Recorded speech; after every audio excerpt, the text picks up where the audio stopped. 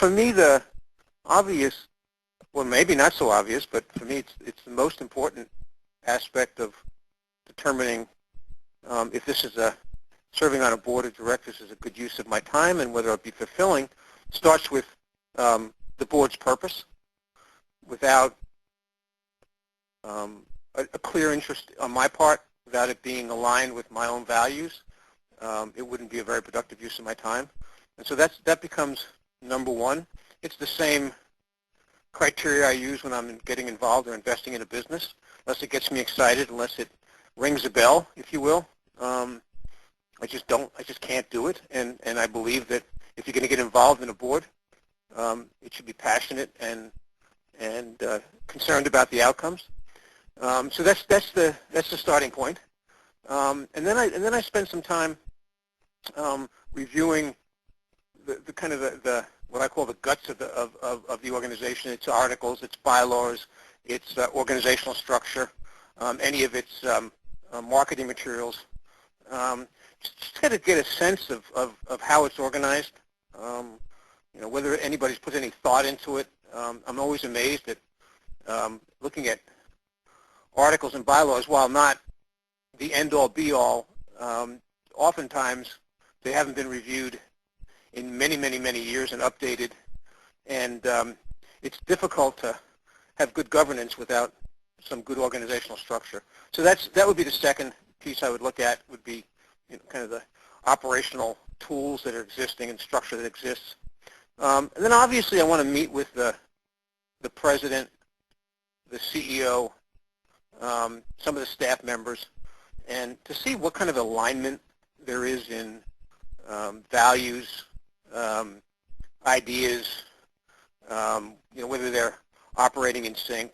And I'm oftentimes struck by how out of sync they are, of what their purpose is, how they should organize themselves, where they're going, what they see the next future to be.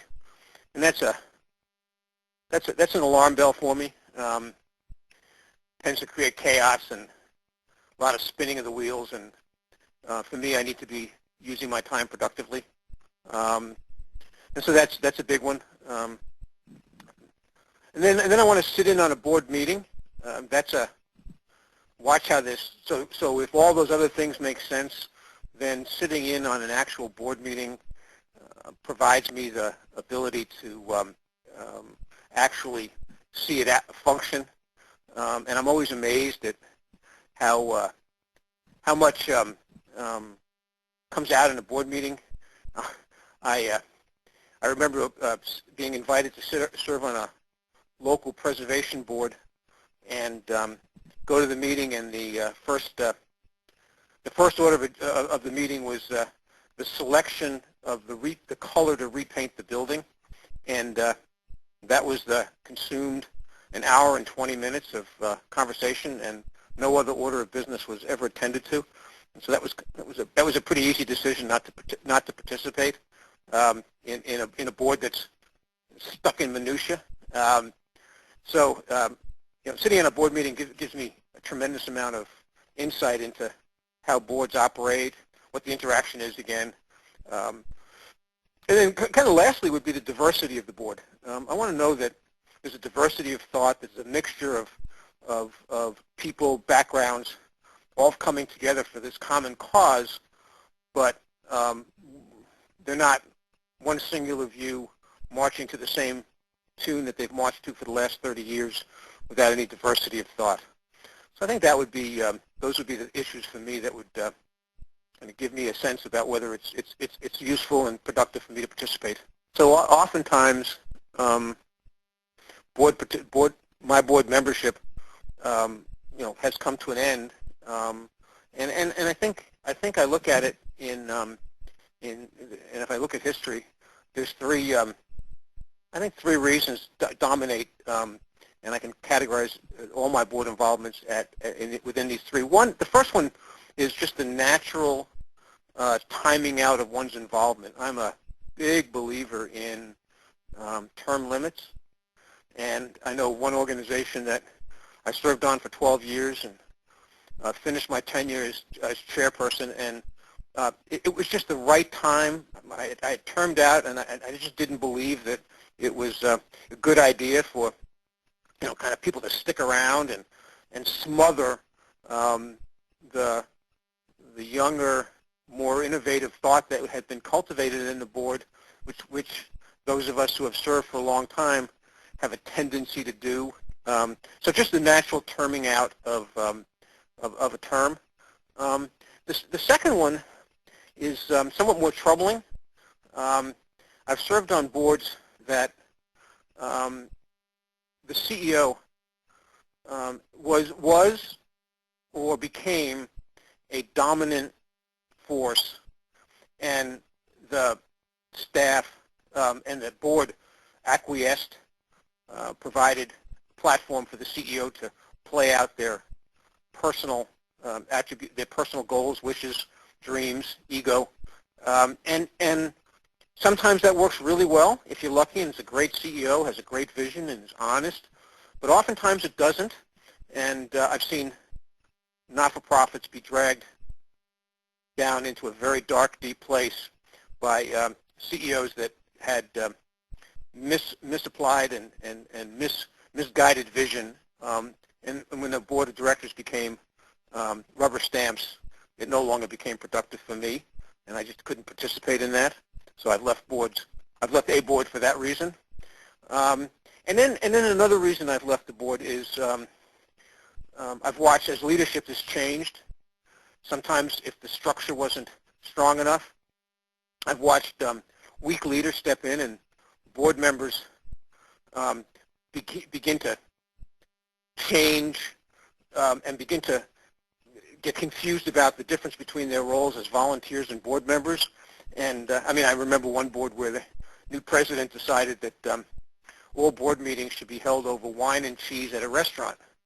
And it became a social affair and not the serious business of governance. And so it was just time for me to leave. I think those are the three reasons, but they do tie back to why I get on board. It's serious people doing serious business, with public and private money that's been provided to us to provide this mission. I think it's responsibility of a board member to take it seriously. I think for me the most satisfying board experience has been working on a fairly old and established board of directors that recognized at some level it needed to change to deal with a changing world and a changing environment. And so this board was going through a major transition of governance, of board makeup, driven by the significant change in the environment that it had to deal with. Reimbursement in the social welfare world was changing. The acuity level of its constituency was changing. The donation pattern is changing, and so its old way of doing business for 100 years had to change. And being part of that transition of moving that board from one way to a more modern governance with a more diverse board that better understood its roles and responsibility, provided the institution. For me, the most rewarding thing was I was actually able to see that a board created with all the proper structural components, with the governance relationship between the CEO and the board, with a clear strategic plan, that was better able to handle, was better equipped to handle these new changes, the variances, make these decisions, and get behind in a unified way. And so the ROI was very clear in providing a better structure to deal with an ever-changing future. And then lastly, I would have to say that the reward for me personally was also the camaraderie. It's kind of like being in the Army and being in a trench with a bunch of other soldiers. And that's what it was really like for a period of 4 or 5 years as this board was going through the transition.